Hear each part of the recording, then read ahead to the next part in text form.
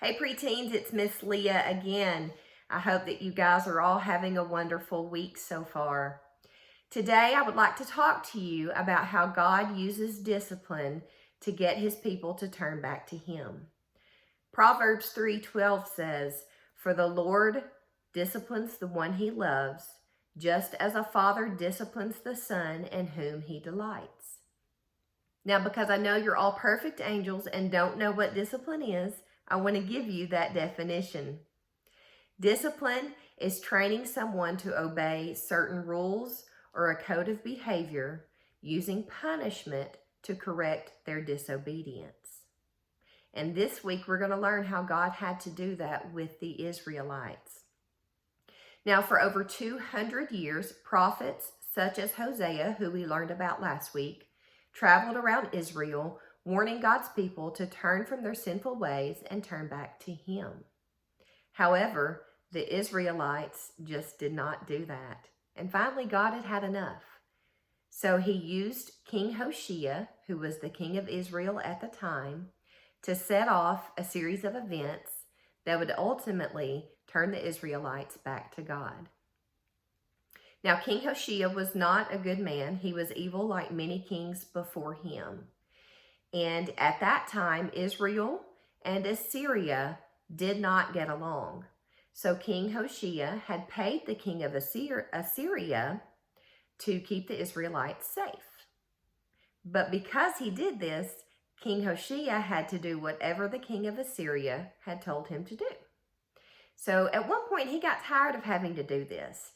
And rather than turning to God and asking God for guidance and direction, instead, he went behind the king of Assyria's back and went to the king of Egypt and made a deal with him to keep the Israelites safe. And once he did this, he stopped paying the king of Assyria. And as you can imagine, this did not go over well. So the king of Assyria gathered up his army, and they went to the city of Samaria, which was the capital of Israel. And the city had a large wall surrounding the entire city. And the king of Assyria and his army attacked the city, and for 3 years they did not allow anyone to bring in supplies. And finally they overtook the city of Samaria, and all of the people of Israel were scattered around, just as God had said would happen. So we're going to look in 2 Kings chapter 17. We're going to start in verse 7, and we're just going to read verses 7 through 8. So grab your Bible and go with me to 2 Kings chapter 17, verse 7.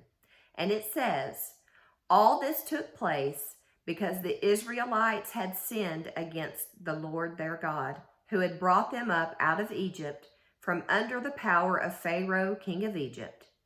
They worshipped other gods and followed the practices of the nations the Lord had driven out before them, as well as the practices that the kings of Israel had introduced." So God had tried his best.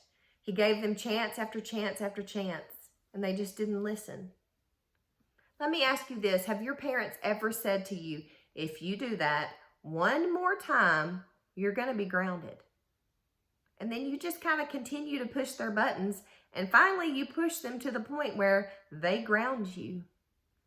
Now, your parents love you, and I know that you don't think that when we discipline you, it's out of love. You're probably rolling your eyes right now, but it truly is. Your parents love you, and that's why they give you every opportunity they can for you to correct your behavior before they have to actually ground you. And because it's kind of annoying to have you begging every 5 minutes to play Fortnite. But that's a different story. But they do. They give you chance after chance after chance because they love you and they want you to do what is good and what is right. Just like God gave the Israelites chance after chance after chance.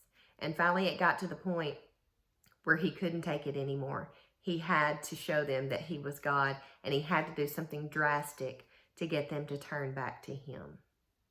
So guys, I want you to know that God doesn't discipline his people to get back at them for the things they've done wrong.